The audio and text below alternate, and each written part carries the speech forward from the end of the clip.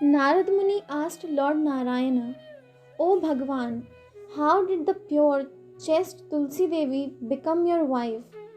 Where was she born? Who was she in her previous birth? What family did she come from? And what austerities did she perform to get you as her husband? You, who are above the material energy, not subject to change, the cosmic self, the supreme God, the Lord of all, omniscient, the cause of all, omnipresent, container and preserver of all. And how did Tulsi Devi, your chief goddess, become a tree? O you who resolve all doubts, my mind is curious to know all about these points. Therefore, it compels me to ask you these questions. Kindly remove these doubts from my mind. Lord Narayan then related the following account. Manu Daksha Savarni was a partial expansion of Lord Vishnu. He was extremely virtuous, devoted to Lord, and very famous for his good deeds. Daksha Savarni's son, Dharma Savarni, was also extremely virtuous. Dharma Savarni's pious son was called Vishnu Savarni, and his son, who was a great Vaishnava, was known as Raj Savarni. However, Raj Savarni's son, Vrishadhwaj, was fanatically devoted to Lord Shiva.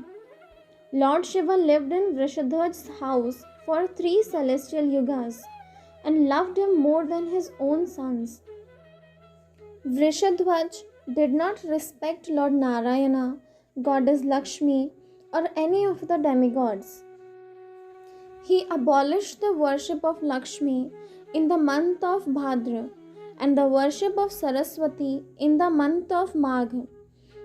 He did not participate in the sacrifice and worship performed out of respect for Lord Vishnu and criticized them rather severely.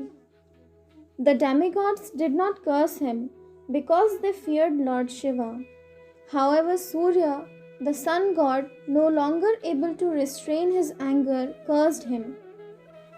O king, just as you are completely devoted to Lord Shiva and only to Lord Shiva, and just as you do not recognize any of the other demigods, I declare that you will now lose your wealth and prosperity.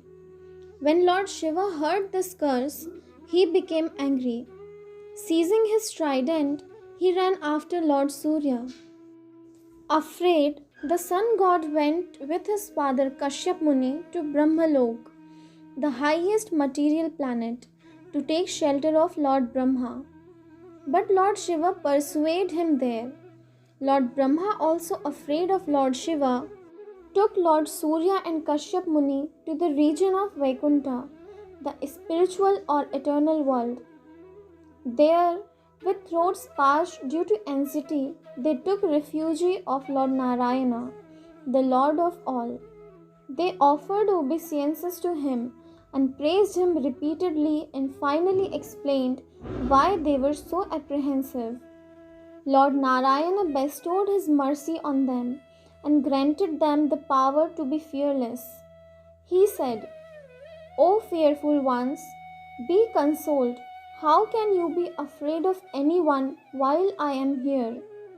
If anyone remembers me when he is in danger, wherever he may be, I hurry to him with my Sudarshan disc in my hand and save him. O demigods, I am always the creator, preserver, and destroyer of this universe. In the form of Vishnu, I am the preserver. In the form of Brahma, I am the creator. And in the form of Lord Shiva, the destroyer. I am Shiva, I am you, and I am Surya. I assume numerous forms and preserve the universe. So go back to your respective places. You have nothing to be afraid of. All will be well. From this day on, you have nothing to fear from Lord Shiva. He is the shelter of the pious, is easily pleased, is the servant and lord of his devotees, and is great minded. Lord Shiva and the Sudarshan Chakra are dearer to me than my life. In the world of bravery, they excel all. Shiva can easily create 10 million Suryas and 10 million Brahmas. For him, nothing is impossible.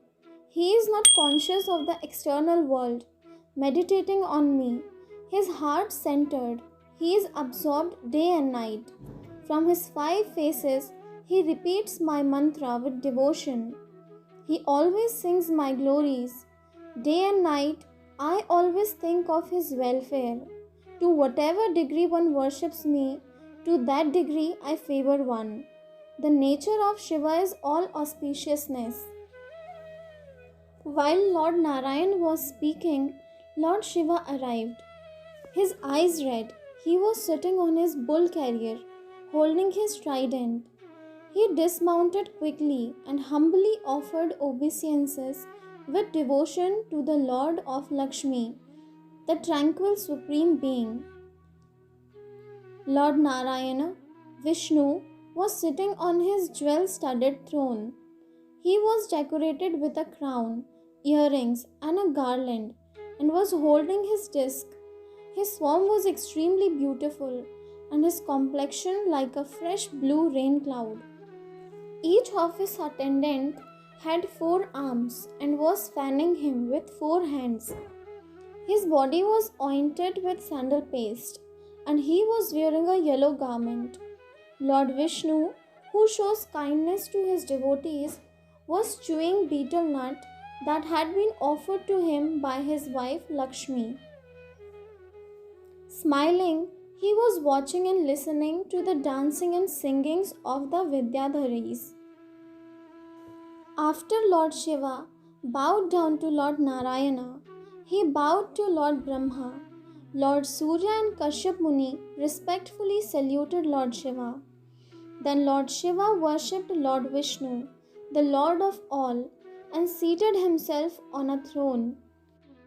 The attendants of Lord Narayana began to fan Lord Shiva with white whisks to relieve him of the fatigue of his journey. Lord Shiva, because of being in contact with Lord Vishnu's virtues, then assumed a cheerful disposition and adored the eternal being with his 5 mouths. Lord Narayana was highly gratified. With sweet nectarian words, he said, O Lord Shiva, you are the symbol of all good and welfare. Thus, to ask you about your welfare would be foolish.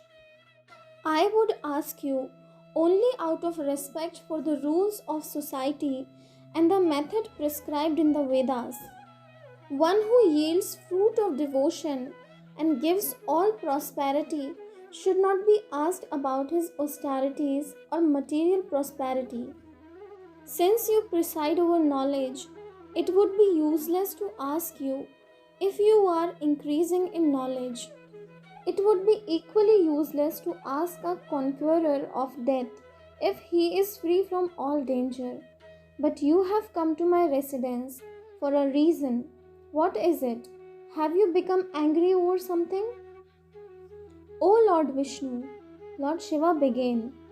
King Vrishadhwaj is my great devotee. Lord Surya has cursed him, and that has made me angry. Out of affection for my son, the king, I was about to kill Surya, but Surya sought shelter of Lord Brahma, and now both of them had sought your protection. Those who are distressed and take shelter of you, either by speaking about you or by remembering you, become completely safe and free from danger.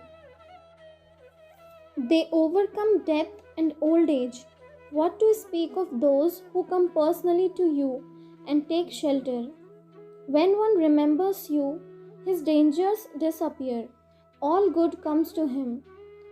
O Lord of the world, what will become of my foolish devotee who, by the curse of Lord Surya, has lost his fortune and prosperity?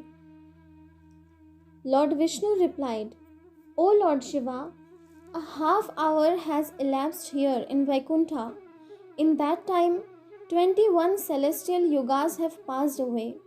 Therefore, King Vrishadhwaj, through the revolution of irresistible and dreadful time, is dead. His son Hansadhwaj in the course of time also died. Hansadhwaj begot two noble sons named Dharmadhwaj and Kushadhwaj. They are both great Vaishnavas, but because of Lord Surya's curse, they have become luckless. They lost their kingdoms, including all property and prosperity, but they are now engaged in worshipping Goddess Lakshmi, who is pleased with their efforts. Therefore, she has agreed to descend to earth and expand herself partially by taking birth from the wives of those two kings. Then, by the favor of Goddess Lakshmi, Dharmadhwaj and Kushadhwaj will become prosperous, mighty kings. O Lord Shiva, your devotee Vrishadhwaj is dead, so return to your abode. O Lord Brahma, Lord Surya, and Kashyap Muni, you also should return to your realms. Bhagwan Vishnu then went his wife to the inner apartments. The demigods went cheerfully to their own abodes, Lord Shiva continuing his practice of austerity. Dharmadhwaj and Kushadhwaj performed harsh asceticism and worshipped Goddess Lakshmi. Thereafter, they separately obtained the blessings they desired. By Goddess Lakshmi's favor, they again became the rulers of the earth. They acquired great spiritual merits, were married, and begot children. King Dharmadhwaj was married to Madhavi. After some time, she became pregnant with a partial incarnation of Goddess Lakshmi. However, the infant remained in Madhavi's womb for 100 celestial years. Day by day, Madhavi's luster increased. Then, on an auspicious day and moment when there was a full moon in the month of Kartika, on a Friday she gave birth. The grace of the goddess of fortune, Lakshmi, manifested through the baby. There were marks of the lotus flower on the infant's feet. Her face looked like an autumnal moon. Her eyes resembled blooming lotuses, and her lips appeared like ripe bimba fruit. Her palms and the soles of her feet were reddish. Her navel was deep, and just above it were three folds. Her buttocks were round, and her body was delightfully warm in winter and cool in summer, very pleasant to touch. Her breast was firm and her waist thin, and the light shining from her body surrounded her like a halo. Her complexion was white, like a champaka flower, and her hair looked beautiful. Because her beauty was incomparable, the sages called her Tulasi.